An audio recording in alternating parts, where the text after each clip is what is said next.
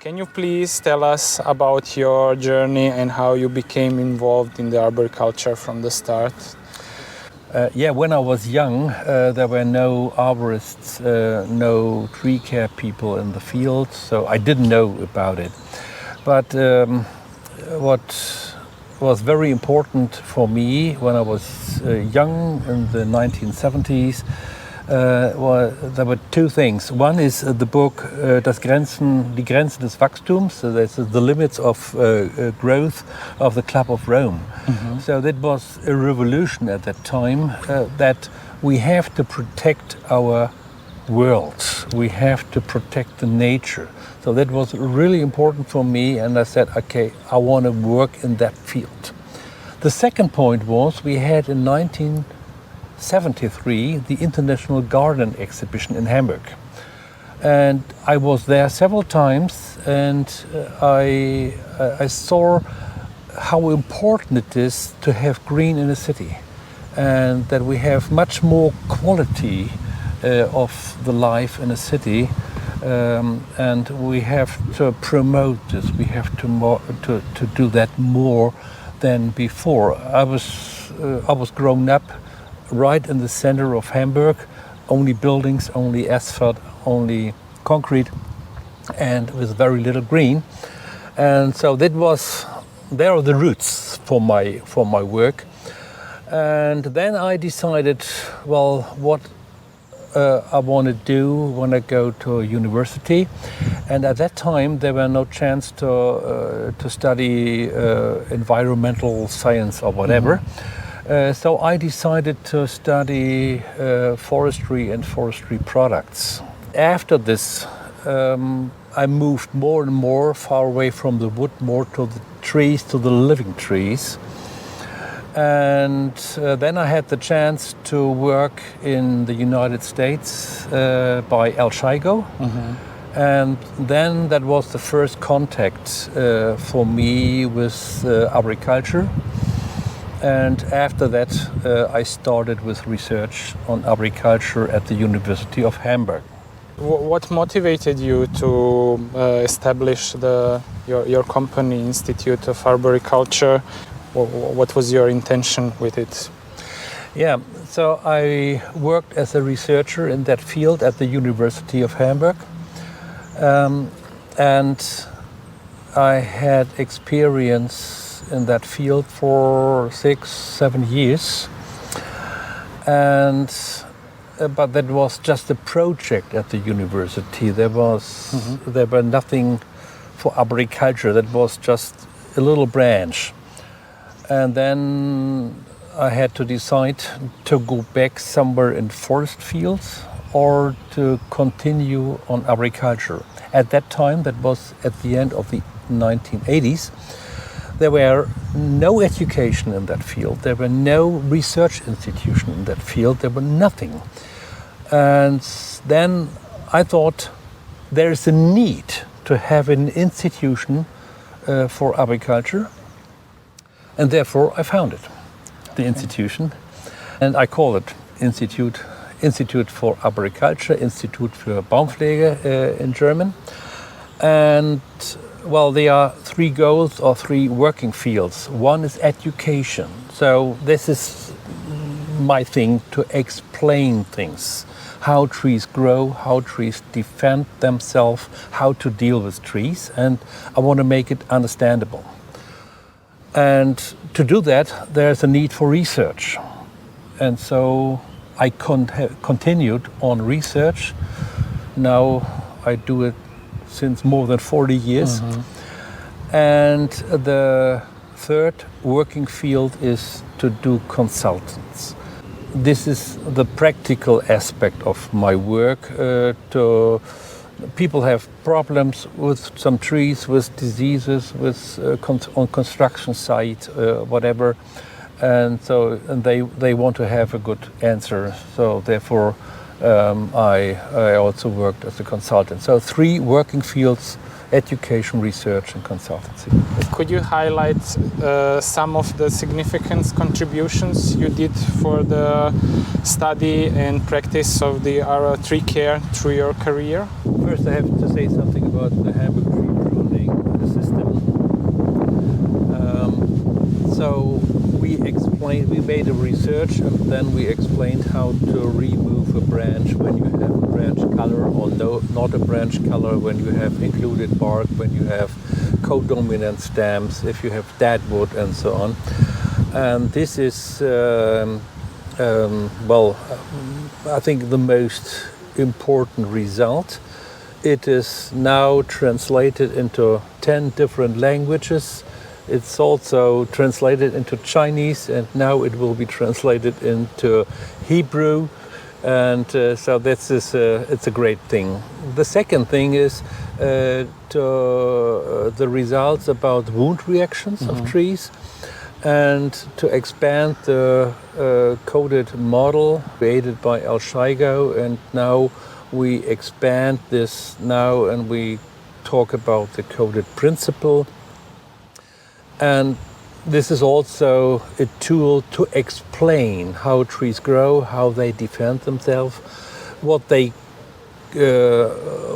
okay for the tree, disturbances, wounds, and so on, and what is not okay, what is too much. This is what we can learn from trees when we deal with trees in urban areas. The third thing is the tree assessment and further investigations, including tree diseases.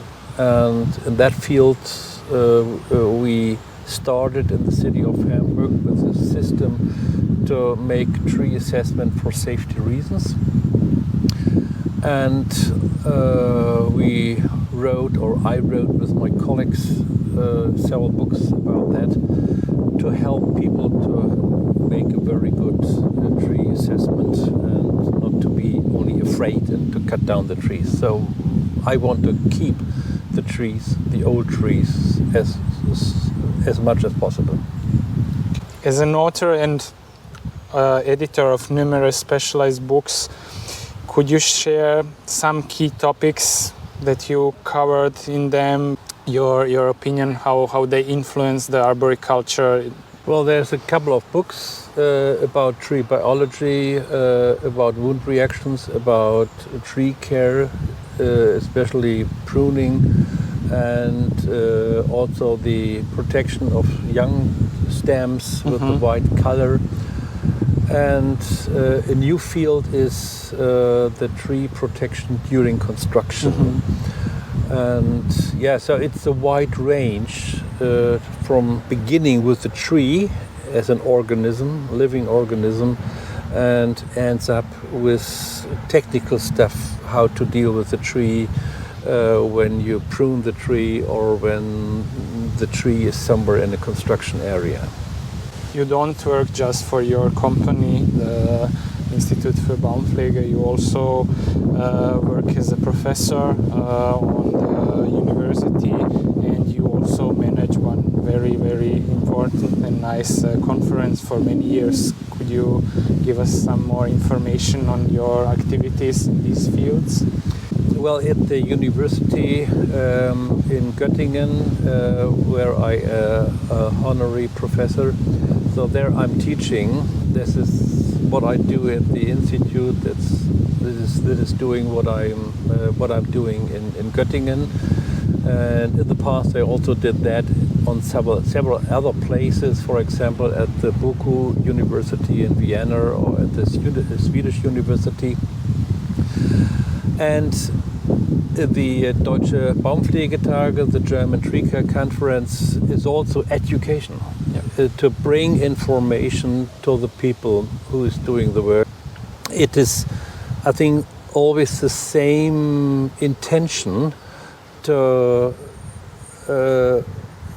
bring scientific knowledge to the practitioner, to transfer this. I have quite often the feeling we have a lot of knowledge in the books, and when you look into practice, you see, well, do they know something about it? And quite often, maybe no.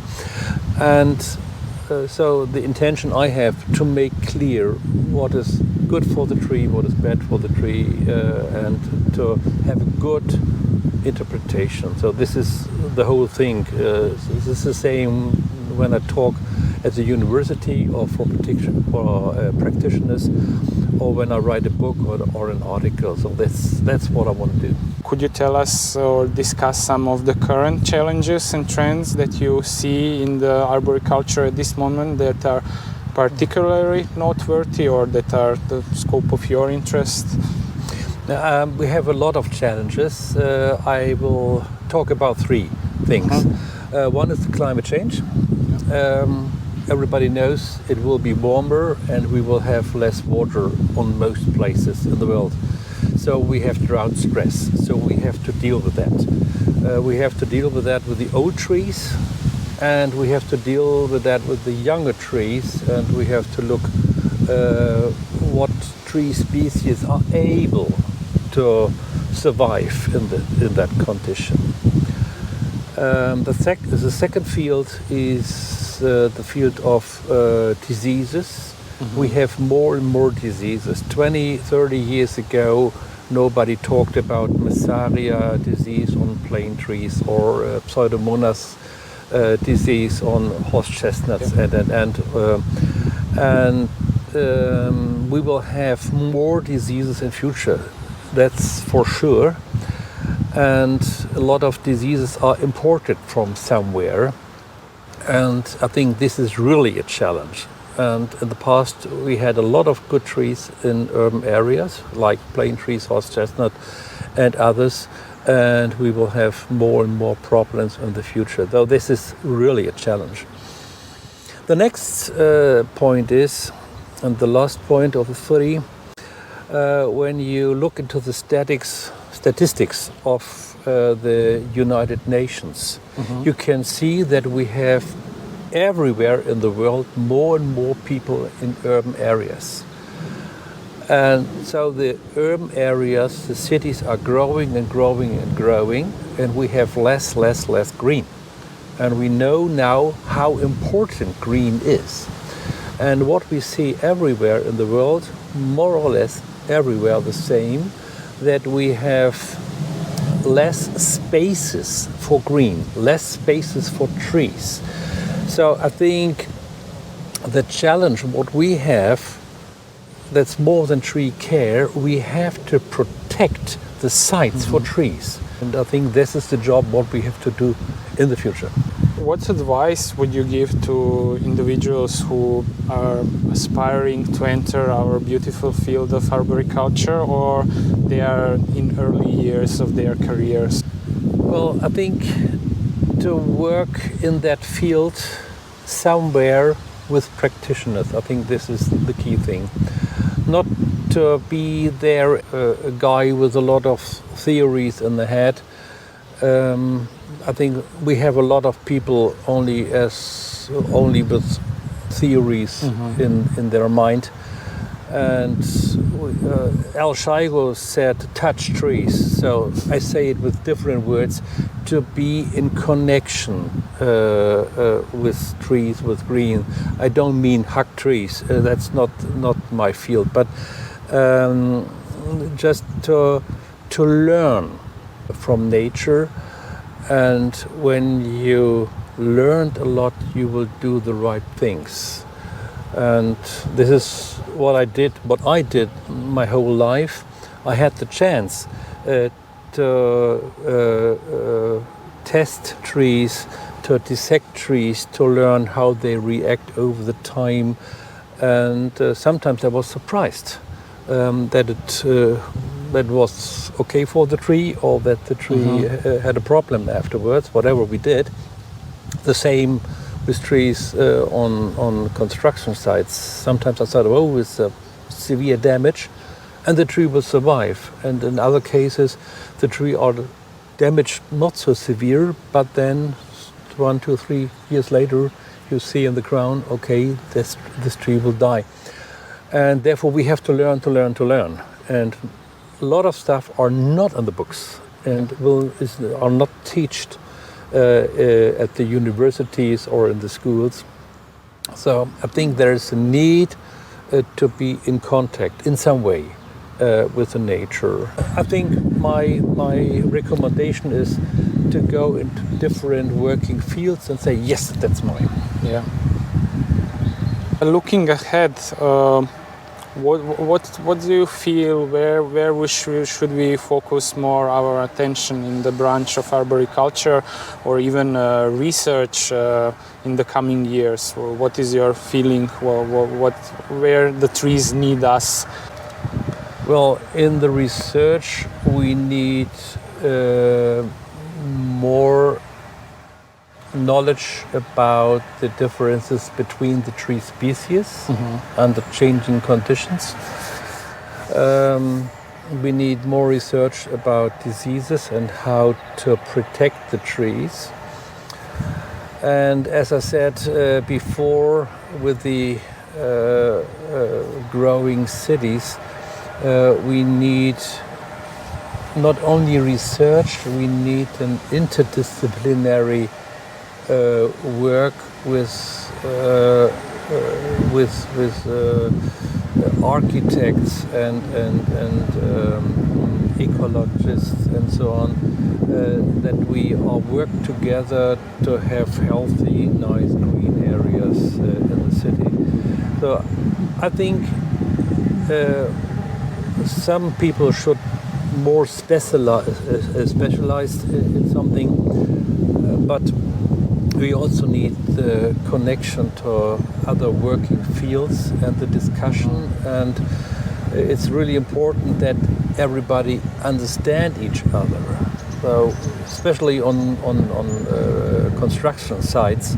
So we say, please protect the tree, and then the guys just think about the stem and the crown, but they don't think about the roots and the soil. So to make understandable that the soil and the roots are really important, and we have to protect them more and more. And I think this is a theme what we will have more in the future. In your career, you had quite an influence on the standardization of the procedures, what we do with the trees, how we do it. And now you're also not just involved in Germany, but you're also involved in the European scope of the standards. What's your opinion on this? We need all these standards. This year, 2023, it's just 50 years ago that we had the first standard about trees in Germany. Okay. That was the DIN norm 18920 about tree protection during construction, and all the other one came later. It is important to harmonize the different methods. It's important to use the same terms. Otherwise, someone says, please do this and that with the tree, and the result will be different. This is within Germany true. It's also within Europe true. And in our Erasmus Plus project of Arboristic Academy, where I work now since 4 years, where we work on European standards, we have different words, different methods to deal with trees and to assess trees and to prune trees and so on. And it's really important to be in contact, to have an exchange. And a standard first is something where everybody or most of the people in the working field agree on. So then you can say this is best practice and this is somewhere outside best practice. And the standards are also something what will influence the education. And especially our European standards, what we are working on now at the moment, they will influence all the European educations, like European tree worker and European tree technician. And they have then afterwards a good base for education and for the certification. Yeah, I completely agree. And for the end, can you maybe give us some teaser of some of your new ideas or some of your new research, or if there is something to share with us? That is not top secret. Yeah. At the moment, we work on one question: how we can protect, how we can keep the horse chestnut trees.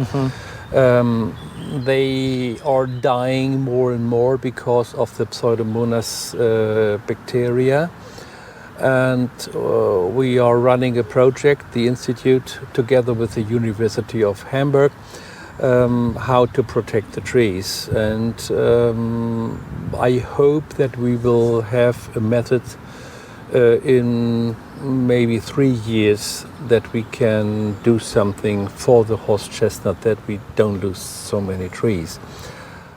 The second point is we have a lot of standards, papers, books about tree care and about tree assessment, but we have very little about the tree protection during construction. And this is something for the future. I think there's a wide range what we have to do, and this is really important. This shall one of the topics at the German Tree Care Conference in Augsburg in 2024. So I'm active in that field in different ways. And I think this is more and more important, because everywhere people are talking about climate trees or climate or trees, they protect the climate or whatever. In my opinion, these are the wrong words. The climate trees, or the trees, they protect our microclimate. These are all these big trees we have here. And the young tree from the nursery doesn't do nearly nothing at the moment. They will do it in the future. And some guys just think, okay, let's cut down the trees and we plant some climate trees. This is the wrong thinking. And also these maybe new trees we have, we don't know how they will react in the future when they are 40 or 80 years old. And we have to keep the old trees we have. And therefore the tree protection is really, really important for us. And this is, I think, for the next years, the key thing what we have to do, or what I want to do. Thank you very much for your interview and for your time. Thank you, Goran.